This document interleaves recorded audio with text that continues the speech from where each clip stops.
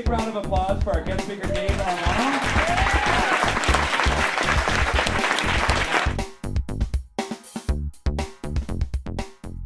I'm Gianna Barrett, Community Manager for Whirl. Hi, my name's Mike Jensen, MJ Twit on Twitter. Hi, I'm Heather Fernandez. I'm the Public Relations Representative for the Fairmont Olympic Hotel. My name is Ron Schott, and I work at Sprinkler Group. My name is Chris Goddard.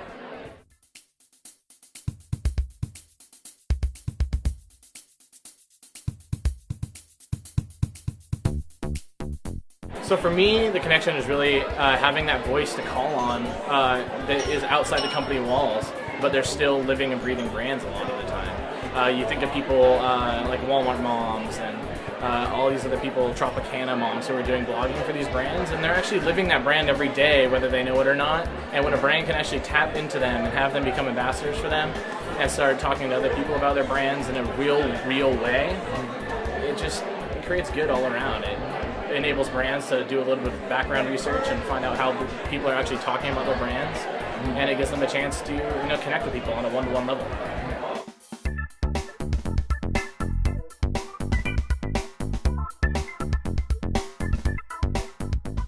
So for me, I think a lot of the time as someone who feels invested in the brand, whether or not they have a personal connection to it through knowing someone or having an experience with the brand, or they just really have this strong feeling towards what the brand's all about, what their mission is, and what they enable them to do every day, whether it's a computer, whether it's a car, or whether it's a lifestyle brand.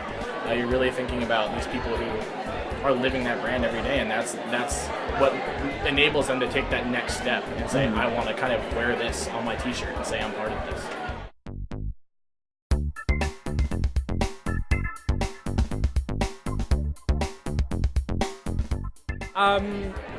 Well, I'd go to one of what I'd say would be one of the best social media marketing campaigns I've ever seen, which would be the Old Spice campaign.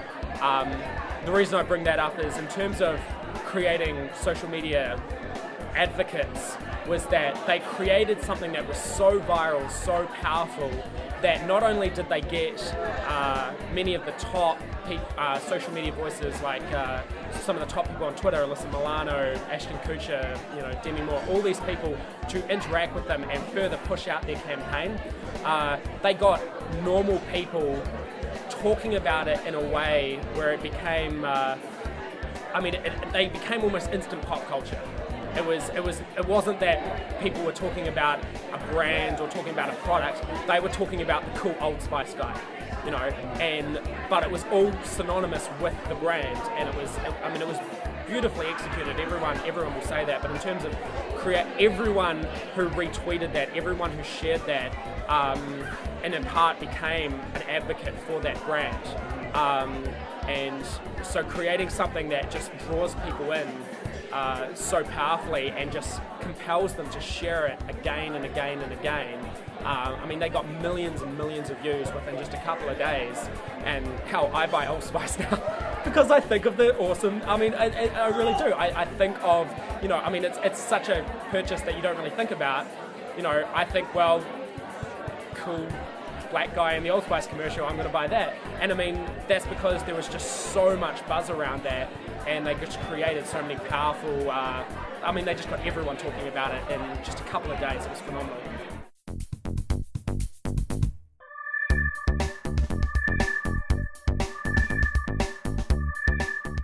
What resonated for me in this presentation was the emphasis on community management. I'm a big fan of community and how you build that within the social channels. So the one thing that he mentioned to me was that I tweeted about this was that small businesses have a huge opportunity. Actually a bigger opportunity than the big businesses, because of the radical culture shift that's required in some of these big companies to really embrace this. So you have to hand it to the Starbucks of the world that have embraced social and embraced that environment to do some really good things. At the same time, there's a lot of big companies that are afraid to be out there. They're afraid to get to empower their employees. But small businesses actually have a huge opportunity to make great strides with. It's going to be a lot of time investment for sure, but it's definitely a channel that's more affordable for them, and they can actually level the playing field with these other big competitors that are out there.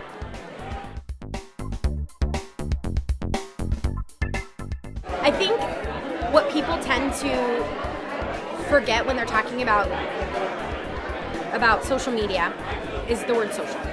And I think that David Armano's presentation really brought the social back into social media, and that the human-to-human interaction and building the community is super important. You can't just be sitting behind a computer with the knowledge of this product or this brand and just tweeting it out and having this one-way conversation without bringing that participation and welcoming a conversation, having a dialogue, and then introducing yourself and getting out there into the community and shaking the hands of those people who are buying your product. And having that human-to-human interaction is what makes social media rich. And if you only have one or the other, eventually that's where that trend is going to start to decline. And I think if they grow together symbiotically, then you're going to have a really stellar, powerful tool. And that's what I walked away with this presentation. I believe in that, and I hope that everyone here leaves and does that.